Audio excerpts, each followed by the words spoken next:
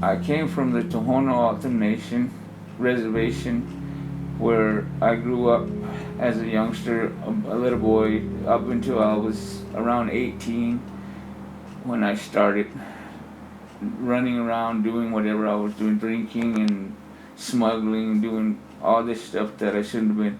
Had plans to go to college and go to the army, take the GI Bill, pay for my college, do all these things that I wanted to do. But in one night, everything changed.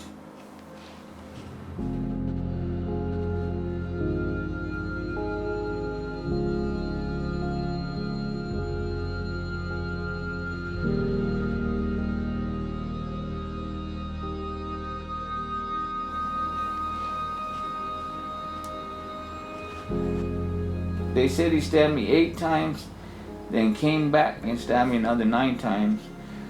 And then when he pushed me, I fell down, and the whole time I thought he was just on top of me hitting me, but I guess he was just stabbing me all over. I was just in a puddle of blood. There was blood everywhere, just a puddle. I remember them taking me inside and the doctors yelling, saying, "We're losing him, better hurry up." Lost the use of my arm, went through a depressive state where I got myself into a lot of trouble. I got involved with stuff that I shouldn't have been doing, mostly drinking and doing drugs, but to support my habit, I was doing other things.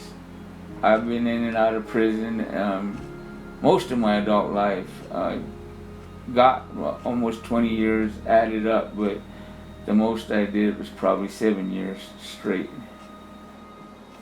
I would think that I'm going to be a smarter criminal or do better this time. Things are going to be different, and yet it was always the same thing. And I ended up back in prison, then being told that I'm going to do 10 years, 15 years, and not really caring because I couldn't stop on my own. I was trying to stop drinking again. I was trying to stop everything.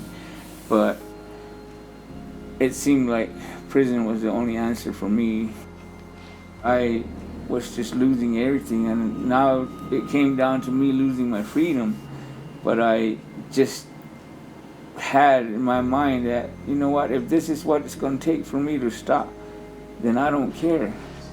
And when I went to prison, there was only one book in the cell, and it was a Bible that was laying over there on the desk, that I decided that, you know what, I'm going to read this. I need to know what everybody's been trying to tell me this whole time.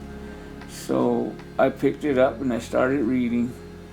I'd read it day in, day out, read till I fell asleep, did all day, all night sometimes, and I didn't even know what it was about. I didn't know anything about it. I was just reading it, falling asleep, waking up, reading it, and I didn't notice until so many months later, things started changing.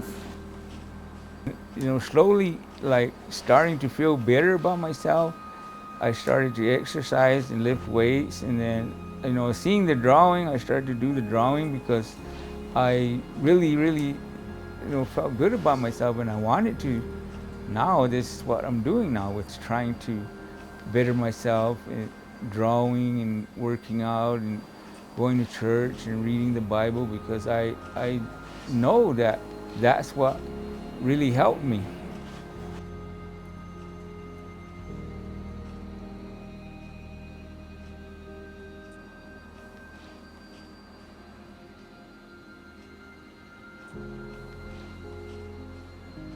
I mean, with my daughter passing away, then my son, I'm just thankful that my heart was where it's at with God, because if I was still the same old me, I would be out there just drinking or getting high or trying to find some way to drown my sorrows, and that's not what I want to do.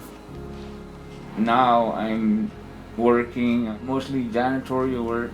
I usually use the bus, public transportation, or ride my bike to work. I would always do the same thing over and over, expecting not to get caught, expecting things would be different, and yet it was always the same.